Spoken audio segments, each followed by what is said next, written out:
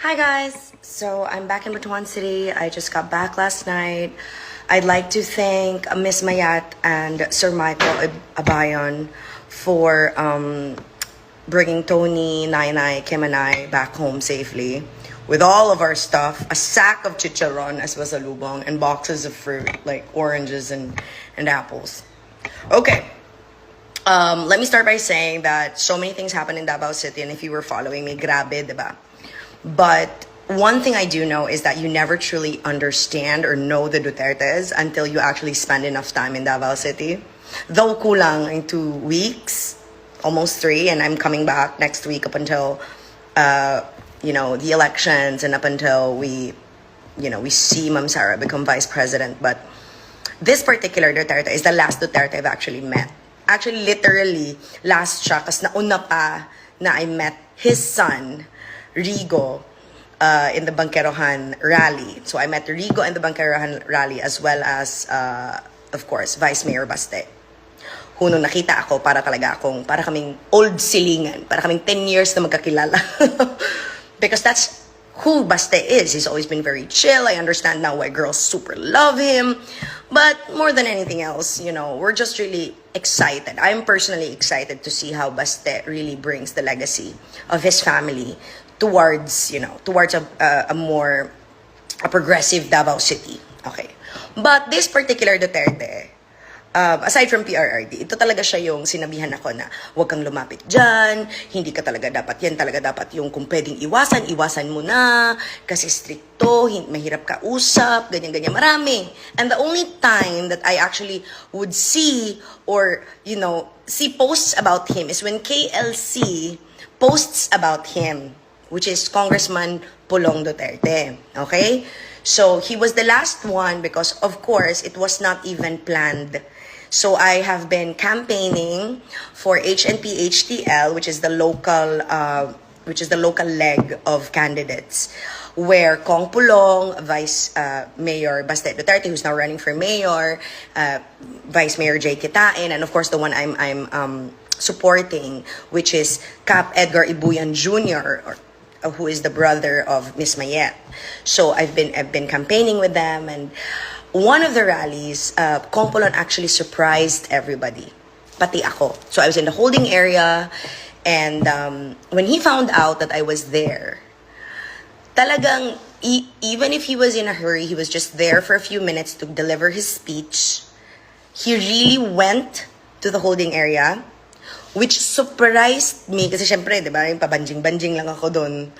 And then, he really went to me. And I was so surprised because wala talaga ako nakitang stricto.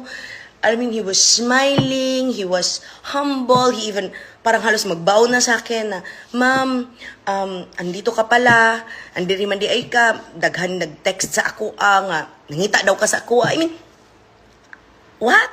Like, sir, no. I mean, yes, I am so grateful for the hoodie, and I'm so grateful for the bowler band, which your color, by the way, is like the brightest of them all in orange. For just that misconception, and when you hear stories about Kong Pulong, especially from Cap Edgar Ibuyan, senior of Barangay Banquerohan, I'm so surprised. Just surprised. Number one, of course, is that whenever you hear about Pulong Duterte, diba? Especially in the news, in the headlines, it's not exactly favorable. It's not. It hasn't been. Diba? So, when I heard stories like, diba, the misconception is he doesn't treat women well. Wrong. False. Did you know that one of his pet projects as a congressman is actually to fund small businesses for women? Yep. Barangay Banquerohan was the pilot barangay that he actually started this project with. He's actually completed the 100 barangays within Davao City, but the fact that he funds these livelihood projects to fund small businesses for women, that's something that does not get talked about in the news enough. Because obviously the personal life of Kong Pulong is, more newsworthy, but it shouldn't be. Another misconception that I liked that he discussed in the rally was that the misconception that congressmen should, be in the cities where they represent. No. Absolutely not, no. So Congressman Pulong Duterte is rerunning as congressman for the 1st District of Davao City. He doesn't need to be in Davao City. He's not mayor. He's not Baste. He's not Ma'am Sara. Okay?